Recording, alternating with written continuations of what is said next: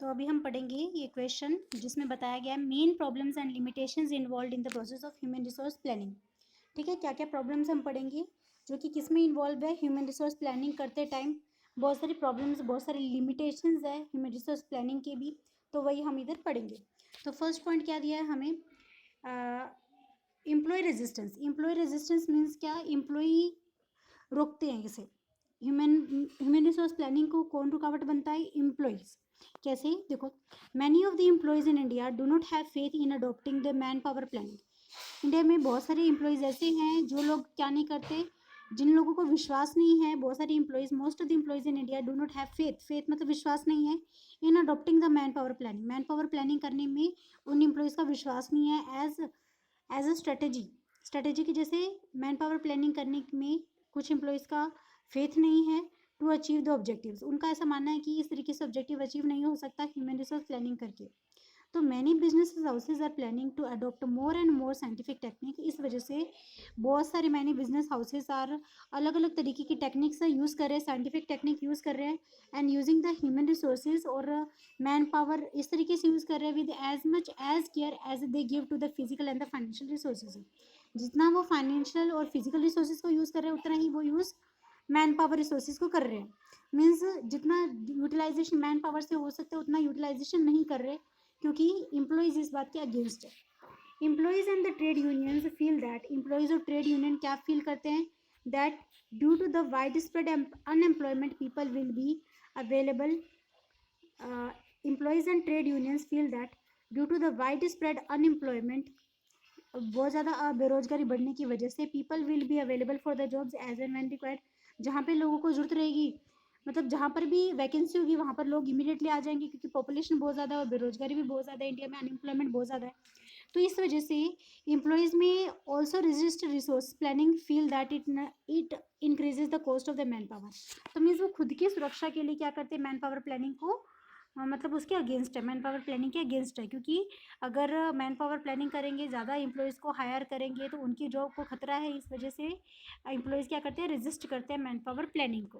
Okay, तो ये एक लिमिटेशन है, एक प्रॉब्लम है जो किस में इन्वॉल्व है, ह्यूमन रिसोर्स प्लानिंग में इन्वॉल्व है। उसके बाद सेकेंड प्रॉब्लम क्या है, टाइम कंज्यूमिंग एक्सपेंसिव। ये एक टाइम कंज्यूमिंग प्रोसेस है, एक्सपेंसिव प्रोसेस भी बोला जा सकता है इसे। Man power planning is a time consuming and the expensive method. Man power planning, human resource planning जब करते हैं तो बहुत ज़्यादा टाइम कंजम्पशन होता है और बहुत सारा खर्चा होता है।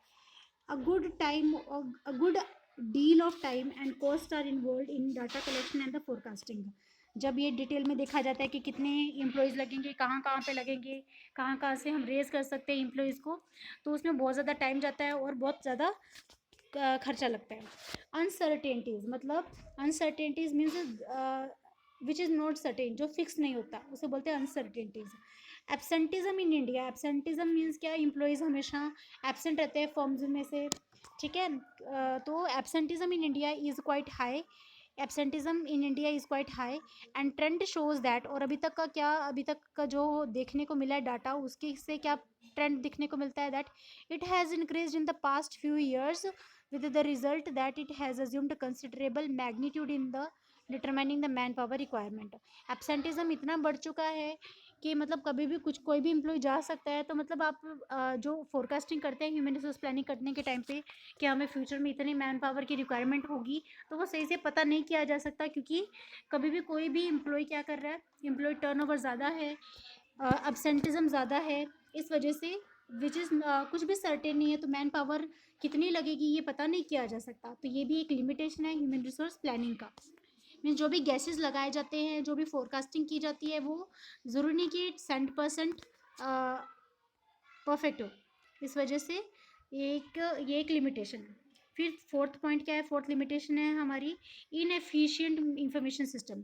जो इंफॉर्मेशन सिस्टम है जिसके बेसिस पर ह्यूमन रिसोर्स प्लानिंग की जाती है, तो वो इनएफिशिएंट है, मतलब वो सही नहीं है कुछ खास। In India industries, in Indian industries, India में जो इंडस्ट्रीज है उसमें human resource information system has not been developed.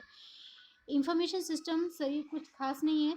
There is no reliable data due to which it is not possible to develop the effective human resource plan. Means कोई सही data नहीं है जिसकी basis पर firm depend रह सकती है और उसकी बेसिस पे प्लानिंग करेगी। तो इस वजह से ह्यूमन रिसोर्स प्लानिंग जो होती है वो ज़रूरी नहीं कि वो सही है एकदम, मतलब परफेक्ट है। और उसके बाद फिफ्थ लिमिटेशन, फिफ्थ प्रॉब्लम जो इन्वॉल्व है ह्यूमन रिसोर्स प्लानिंग में, वो है इनएक्यूरेसी। मतलब जो डाटा कलेक्ट किया जाता है वो ज़रूरी नहीं है कि करेक्ट है, इनएक्यूरेट भी हो सकता है। कैसे? Human resource planning involves the forecasting the demand for and the supply of the human resources. Human resources कितने लगेंगे और कितने मिलेंगे, मतलब demand and supply of the human resources is decided in advance. Means एक अनुमान लगाया जाता है उसके लिए, फ्यूचर में ऐसा होगा, इतने ह्यूमन रिसोर्स लगेंगे, इतनी पेमेंट पावर रिक्वायरमेंट होगी। Therefore it can not be 100% accurate process. इस वजह से हम बोल सकते हैं कि ये ज़रूरी नहीं कि ये 100% करेक्ट है। लॉन्गर द टाइम हॉरिजॉन, जितना लंबा टाइम होगा, greater is the possibility of inaccuracy, उतना ही ज़्यादा गड़बड़ का मतलब चांसेस है। मतलब जो आप गेसेस कर रहे हो ज़रूरी नहीं कि वो सही होंगे फ्यूचर में। इनएक्यूरेसी इंक्रीजेस, इनएक्यूरेसी बढ़ सकती है when the departmental forecast are merely aggregated without critical review. जब बहुत ज़्यादा डिटेल में जाके कोई एम्प्लॉय का फोरकास्टिंग नहीं करता, प्लानिंग नहीं करता, तो बहुत ज़्यादा गड़बड़ के चांसेस है। या तो लेबर सरप्लस होगा या तो फिर लेबर डिफिशियंसी होगी। ना तो सरप्लस होना चाहिए, ना तो लेबर ज़्यादा होनी चाहिए और ना ही कम होने चाहिए। ओके। फिर सिक्स लिमिटेशन क्या है? Under utilisation of man power. Man power का ज़्यादा यूज़ नहीं किया जा रहा, जितना यूज़ किया जा सकता है फर्म उतना यूज़ नहीं कर रही मैन पावर का। मतलब मैन पावर में जितना पोटेंशियल है फर्म के ऑब्जेक्टिव्स को फुलफिल करने का, उतना फर्म उससे नहीं ले रही। द ग्रेटर ऑब्स्टेकल, मतलब greater obstacle in the case of the man power planning is the fact that industries in general R not making use of their man power. मतलब एक बड़ी रुकावट, ऑब्स्टेकल क्या है कि मैन पावर प्लानिंग करते time, in case of the man power planning, the industries in general R not making use of the man power. Firm क्या कर रही है? मैन पावर का उतना यूटिलाइजेशन नहीं कर रही जितना करना चाहिए, टू द ऑप्टिमम डिग्री जितना करना चाहिए। एंड वंस प्लानिंग स्टार्ट्स, और एक बार प्लानिंग स्टार्ट हो गई, it encounter the heavy odds in the stepping up the utilisation. तो मतलब वो हमेशा ना क्या करते हैं, अपने एम्प्लॉयज़ का कम यूज़ करते हैं, या फिर आधे लोग ऐसे ही मतलब वेस्टेज करते हैं टाइम का, मटेरियल का वेस्टेज करते हैं, तो जो कि एक फर्म को निगेटिवली अफेक्ट करता है, फर्म के प्रॉफिट पे एडवर्सली अफेक्ट करता है। फिर सेवन्थ पॉइंट है हमारा lack of education in the skilled labour. जो फर्म में लेबर होती है वो उनके पास ना तो स्किल्स होते हैं ना लेबर होती है, जिसकी वजह से फर्म को नुकसान पहुंचता है। The extent, extent means limit, the extent of illiteracy and the slow pace of the development of the skilled categories account for the low productivity in the labour force. जब इलिटरेसी मतलब जो अनपढ़ लोग हैं और जो low pace of development of the skilled category, और जो स्किल्ड है उनका जो डेवलपमेंट नहीं हो पाता, account for the low productivity in the labour force. तो लेबर फोर्स में क्या होगा? लो प्रोडक्टिविटी मिलेगी इंप्लॉइज को। लो productivity has implications for the man power planning. Low productive की वजह से मैन पावर प्लानिंग पे भी इफेक्ट होगा। एट्थ लिमिटेशन मतलब प्रॉब्लम जो है मैन पावर प्लानिंग में, वो है unbalanced focus. Unbalanced focus means balanced focus नहीं है ये। एक्चुअली मैं ये अगले पेज से बताती हूँ। यहाँ से देखेंगे 8 पॉइंट अनबैलेंस्ड फोकस क्या दिए? In some companies human resource planning is used as a numbers game. कुछ कुछ कंपनीज में मतलब एक सही डाटा नहीं लिया जाता, सीरियसली नहीं लिया जाता, और ह्यूमन रिसोर्स नंबर प्लानिंग को एक नंबर गेम के जैसे ट्रीट किया जाता है। There is too much focus on the quantitative aspect to ensure the flow of the people in and out of the organisation. मतलब कितने लोग आए कितने लोग गए फॉर्म में, बस ये क्वांटिटी क्वांटिटी पे ध्यान दिया जाता है, नंबर्स पे ध्यान दिया जाता है। इस वजह से नंबर गेम की जैसे देखा जा रहा है उसे। जबकि क्वालिटी भी बहुत इंपॉर्टेंट है। जो लेबर मैन पावर फर्म में लिए जा रहे हैं वो भी स्किल्ड होने चाहिए, थोड़ा काम जानते हो, ताकि फर्म को नेगेटिवली इफेक्ट ना हो। Such an exclusive focus overlooks to the more important dimension. तो ये जो एक्सक्लूसिव फोकस है, सिर्फ हम क्वांटिटी पे ध्यान दे रहे हैं कि भाई कितने कितने लोग हैं, मतलब जमा नहीं करने, भरने नहीं है लोगों को, बट उनकी क्वालिटी भी कुछ होनी चाहिए। तो हम एक बहुत इंपॉर्टेंट डायमेंशन को ओवरलुक कर रहे हैं, मतलब इग्नोर कर रहे हैं, that is the quality of the human resources. Human resources की क्वालिटी को क्या किया जा रहा है? इग्नोर किया जा रहा है। Career planning and the development, लोगों की करियर प्लानिंग और उनके डेवलपमेंट को इग्नोर किया जा रहा है। स्किल लेबर को इग्नोर किया जा रहा है। Moral etcetera are likely to suffer due to the unbalanced approach to the human resource planning. Unbalanced focus कैसे है? जस्ट क्वांटिटी पे ध्यान दिया जा रहा है, क्वालिटी पे कुछ भी ध्यान नहीं है। ओके। फिर है नाइन्थ पॉइंट जो है, नाइन्थ लिमिटेशन और प्रॉब्लम जो इन्वॉल्व है ह्यूमन रिसोर्स प्लानिंग, वो है coordination with the other managerial function. Coordination with other managerial function, मतलब बाकी फंक्शंस के साथ सही तरीके से कोऑर्डिनेट नहीं हो पा रहा. There is a generally a tendency on the part of the manpower planners to remain aloof from other operating managers and to become totally absorbed in their own world. मतलब वो खुद के वर्ल्ड में है, सिर्फ और सिर्फ ह्यूमन रिसोर्स प्लानिंग हो रही है, लेकिन बाकी फंक्शंस, बाकी मैनेजरल फंक्शंस भी इक्वली इंपॉर्टेंट है. To be effective man power planning must be integrated with the other managerial function. तो कोऑर्डिनेशन होना चाहिए, तालमेल रहना चाहिए बाकी फंक्शंस के साथ भी. Planning, organizing, staffing, directing, coordinating, controlling, ये सारे इक्वली इंपॉर्टेंट है. जस्ट एक किसी भी फंक्शन पे फोकस करने से, बाकी फंक्शन को अवॉइड करने से फॉर्म को नेगेटिवली इफेक्ट होगा. देन आफ्टर टेंथ लिमिटेशन और the problem faced by the human resource planning is that management information system, management का जो इंफॉर्मेशन सिस्टम है वो एक्यूरेट नहीं है. Effectiveness of the man power planning depend upon the reliability of the information. तो man power planning जो है वो किस पे इफेक्टिव अगर मैन पावर प्लानिंग करनी है तो वो पूरी तरह से डिपेंड करती है रिलायबिलिटी ऑफ द इंफॉर्मेशन. हम जिस इंफॉर्मेशन पे डिपेंड है वो कितना रिलायबल है, कितना डिपेंड रहने लायक है. In most of the Indian industries, ज़्यादातर इंडियन इंडस्ट्रीज में human resource information system has not fully developed. Human resource information system पूरी तरह से डेवलप नहीं हुआ है. In the absence of the reliable data, सही डाटा ना होने की वजह से it would not be possible to have the effective planning. Human resource planning भी उतनी एक्यूरेटली नहीं हो पाएगी. फिर 11th point, insufficient initial efforts. मतलब जो इनिशियल एफर्ट्स है कि मतलब पहला स्टेप तो कोई ना कोई उठाएगा, लेकिन वहाँ पर इनसफिशिएंट इनिशियल एफर्ट्स है. जितने इनिशियल एफर्ट्स लिए जा रहे हैं वो कम है, वो काफ़ी नहीं है. Successful human resource planning flourish slowly. जो धीरे धीरे ह्यूमन रिसोर्स प्लानिंग हो रही है वो फ्लोरिश हो रही है, लेकिन धीरे धीरे हो रही है एंड ग्रेजुअली, और बहुत स्लो रेट से हो रही है. Sometimes sophisticated technologies are forcefully introduced just because competitors have adopted them. कुछ कुछ टेक्निक्स हम इस वजह से अडॉप्ट कर लेते हैं क्योंकि हमारे कॉम्पिटिटर्स ने उन्हें अडॉप्ट किया और हमें कंपटीशन में एग्जिस्ट करना है. इस वजह से हम कुछ कुछ मतलब दूसरों को देख के कर लेते हैं. Whether it is a good for not, भले वो हमारे लिए अच्छी है या नहीं है. These may not be successful. ये सारी इनिशियल एफर्ट्स है वो सक्सेसफुल नहीं होंगे unless matched with the need and the environment of the particular enterprise. अगर वो हमारे एंटरप्राइज के साथ मैच नहीं होते, एनवायरनमेंट के साथ मैच नहीं होते, तो वो जो टेक्निक्स जो हम अडॉप्ट कर रहे हैं अपने कंपटीटर्स को देख देख के, तो वो हमारे लिए हार्मफुल भी प्रूव हो सकती है.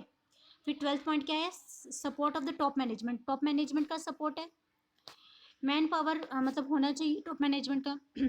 जब भी man power human resource management को किसका सपोर्ट होना चाहिए, टॉप मैनेजमेंट का सपोर्ट होना चाहिए. Man power planning requires the full and whole hearted support from the top management. Human resource management part section को किसका सपोर्ट चाहिए, टॉप मैनेजमेंट का सपोर्ट चाहिए. In this absence of this support and commitment, ये support और commitment के absence के time पर it would not be possible to ensure the necessary resources and cooperation for the success of the man power planning. In the absence of this support, ये support नहीं होने की वजह से और ये कमिटमेंट नहीं होने की वजह से it would not be possible to ensure the necessary resources. मतलब ये पक्का नहीं होगा कि हम सारे रिसोर्सेज सही तरीके से ले पाएंगे. ह्यूमन रिसोर्स मैनेजमेंट अकेला सब नहीं संभाल पाएगा क्योंकि टॉप मैनेजमेंट का सपोर्ट नहीं है. And cooperation for the success of the man power planning, और कोऑपरेशन भी नहीं है मैन पावर प्लानिंग के लिए. इस वजह से पूरी तरह से उतना सही प्रूव होगा या नहीं होगा ये गारंटी नहीं देता ह्यूमन रिसोर्स प्लानिंग, अगर टॉप मैनेजमेंट का सपोर्ट नहीं है तो. 13th पॉइंट है एक्यूरेसी ऑफ द फोरकास्ट. हम जितना भी फोरकास्ट कर रहे हैं दूर दृष्टि देख के ये सोच रहे हैं भाई फ्यूचर में हमें इतनी इतनी क्वालिटी की इस जगह पर ऐसी क्वालिफिकेशन के एम्प्लॉयज़ लगेंगे, तो वो उतना एक्यूरेट नहीं होगा हमारा forecasting. If the forecast are not accurate, अगर हमारा जो नज़रिया है दूर सोचने का वो अगर सही नहीं है, planning will not be accurate, तो प्लानिंग उतनी सही नहीं होगी. इन एक्यूरेसी इंक्रीजेज, हमारा इन एक्यूरेसी बढ़ जाएगी when departmental forecast are merely prepared without critical review. अगर डिपार्टमेंटल जो फोरकास्ट बना रहा है वो अगर बिना डिटेल में जाके बना रहा है, ऐसे ही तुक्का मार रहा है, तो फिर वो गलत हो जाएगा. फिर 14th पॉइंट है आइडेंटिकल क्राइसिस. आइडेंटिकल क्राइसिस एक लिमिटेशन है. Several human resource specialists and the managers do not properly understand the whole manpower planning process. आधे लोगों को ये प्लानिंग प्रोसेस सही तरीके से पता नहीं है. Because of this there is a general and identity crisis. इस वजह से हम इसे आइडेंटिटी क्राइसिस भी बोलते हैं. ह्यूमन रिसोर्सेज प्लानिंग जो लोग भी करते हैं वो परफेक्टली क्वालिफाइड होनी चाहिए, एक्सपीरियंसड होने चाहिए, तभी वो सही तरीके से ह्यूमन रिसोर्स प्लानिंग कर पाएंगे. तो ये एक प्रॉब्लम है जिसे हम आइडेंटिटी क्राइसिस के नाम से जान सकते हैं. 15th limitation or problem faced by the human resource planning is lack of integration with the organizational plans. Means बाकी ऑर्गेनाइजेशनल प्लान के साथ कुछ तालमेल नहीं है, कुछ जोड़ नहीं है. जो ह्यूमन रिसोर्स प्लानिंग हुई है वो बाकी फंक्शंस को देख के करनी चाहिए, फर्म की रिक्वायरमेंट को देख के करनी चाहिए. तो विदाउट उसके प्लानिंग करेंगे तो पूरा लॉस में होगा. There is a lack of integration between the organization planners and the human resource planner in many organizations. There is a lack of integration between the organization planners and the human resource planning in many organizations. Human resource plans are prepared in isolation of the organizational plans. Human resource planning की जाती है वो अकेले अकेले कर रहे हैं, isolate कर रहे हैं, मतलब बाकी प्लान के साथ कोई मैच नहीं है इनका. But human resource planning must be based on the organization objectives and plan. लेकिन ऑर्गेनाइजेशन जो ह्यूमन रिसोर्स प्लानिंग की जाती है वो तो बाकी फंक्शंस को ध्यान में रख के की जाती है. अगर हम बाकी फंक्शंस को ध्यान में नहीं रख के ह्यूमन रिसोर्स प्लानिंग करेंगे तो फिर वो पूरा का पूरा खराब हो जाएगा.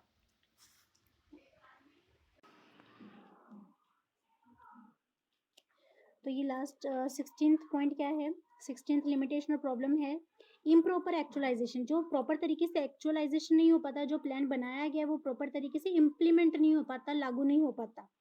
Human resource planning must be implemented by assessing the training and the development requirement of the employees. Human resource planning को implement किया जाता है, पहले ये पता किया जाता है कि employees की training and development requirement कितनी है, कौन कितना trained है, कितना skilled है और unskilled है. The aspirations and the need of the people should be taken into account. लोगों की क्या इच्छाएं हैं, उनकी क्या objectives है वो भी ध्यान में रखने चाहिए while making the human resource planning. Human resource planning is actuated half heartedly. Human resource planning को जब यूज एक्चुअली में किया जाता है इम्प्लीमेंट, तो वो आधे मन से किया जाता है एंड आधे तरीके से किया जाता है, प्रॉपर तरीके से नहीं किया जाता. The organization of some training programs is considered as the implementation of the human resource planning. The organizing of some training program, कुछ ट्रेनिंग प्रोग्राम का जो ऑर्गेनाइजिंग किया जाता है is considered as the implementation of the human resource planning. तो with this, इस वजह से management's productivity and the profitability approach remains undistributed in many organization. इस वजह से मैनेजमेंट का जो प्रोडक्टिविटी और प्रॉफिटेबिलिटी अप्रोच है वो remains undistributed in many organization. वो बहुत सारे ऑर्गेनाइजेशन में डिस्ट्रीब्यूट नहीं हो पाता सही तरीके से. फिर 17th पॉइंट है इनएडिक्वेट डेवलपमेंट प्रोग्राम. जो डेवलपमेंट प्रोग्राम है वो क्या है, इनएडिक्वेट है, मतलब उतना प्रॉपर नहीं है.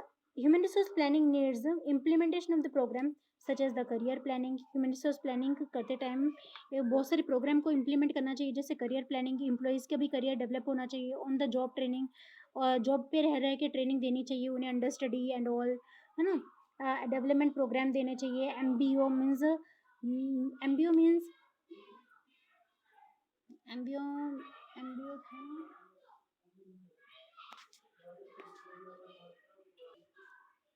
MBO means management by objective. तो मतलब वो भी ध्यान में रखना चाहिए. काउंसलिंग एक्सेट्रा, मतलब इम्प्लॉयज़ का भी उतना ही ध्यान देखना चाहिए जितना कि फर्म अपने खुद की इंपॉर्टेंस खुद के अच्छे के लिए दे रही है, उतना ही इम्प्लॉयज़ के अच्छे के लिए ध्यान देंगे तो फर्म में ह्यूमन रिसोर्स प्लानिंग ज़्यादा बेटर वे में हो पाएगी. There is a need to create an atmosphere of learning in the organisation.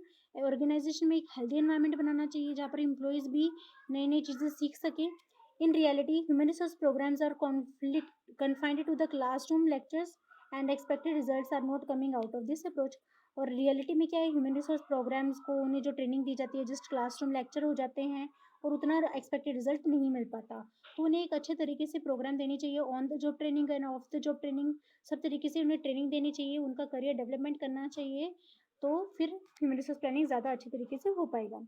Last point है इनएडिक्वेट इन्फॉर्मेशन. जो हमें इन्फॉर्मेशन है जो जिस पे हम डिपेंड करते हैं वो इनएडिक्वेट है. आई थिंक ये पॉइंट रिपीट हुआ है. Some enterprises do not have requisite information about the employees. कुछ फर्म के पास कुछ एम्प्लॉयज़ के बारे में सही इन्फॉर्मेशन नहीं होती. इन the absence of adequate information, सही इन्फॉर्मेशन ना होने की वजह से and database, this system could not be properly implemented. ये इन्फॉर्मेशन सही तरीके से डेवलप नहीं हो सकता क्योंकि जिस इन्फॉर्मेशन पर हम डिपेंड है, जिस बेसिस पर हमने ये अनुमान लगाया कि फ्यूचर में इतनी इतनी जगह पर इतनी इतनी वैकेंसी रहेगी, एम्प्लॉयज़ की इतनी ज़रूरत रहेगी, तो वो सब प्रॉपर नहीं है, जिस पर हम डिपेंड नहीं रह सकते, is not reliable. So there is a need to collect, store and retrieval of the information. तो दोबारा से हमें इंफॉर्मेशन कलेक्ट करनी है, उसे स्टोर करना है और रिट्राइव करना है, मतलब वापस से एक दोबारा देखना है of the information with for implementing the human resource management. Human resource management planning को इम्प्लीमेंट करने के पहले एक दोबारा से इंफॉर्मेशन को चेक करना है। इन मैनी ऑर्गेनाइजेशन, बहुत सारे ऑर्गेनाइजेशन में even the professionals misunderstand the human resource management as synonym with the human resource D human resource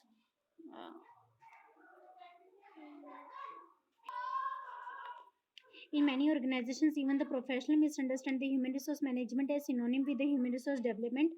बहुत सारे लोग डाउट है कि ह्यूमन रिसोर्स मैनेजमेंट और ह्यूमन रिसोर्स डेवलपमेंट एक ही बात है।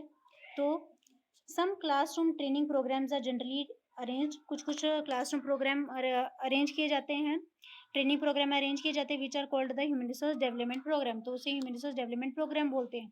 These programmes are understood as the human resource management. इन प्रोग्राम्स को ह्यूमन रिसोर्स मैनेजमेंट समझा जाता है। सच casual classroom programs are not the actual human resource management program. तो इन मैनेजमेंट प्रोग्राम, ये ह्यूमन रिसोर्स डेवलपमेंट की प्रोग्राम ह्यूमन रिसोर्स मैनेजमेंट की प्रोग्राम नहीं है।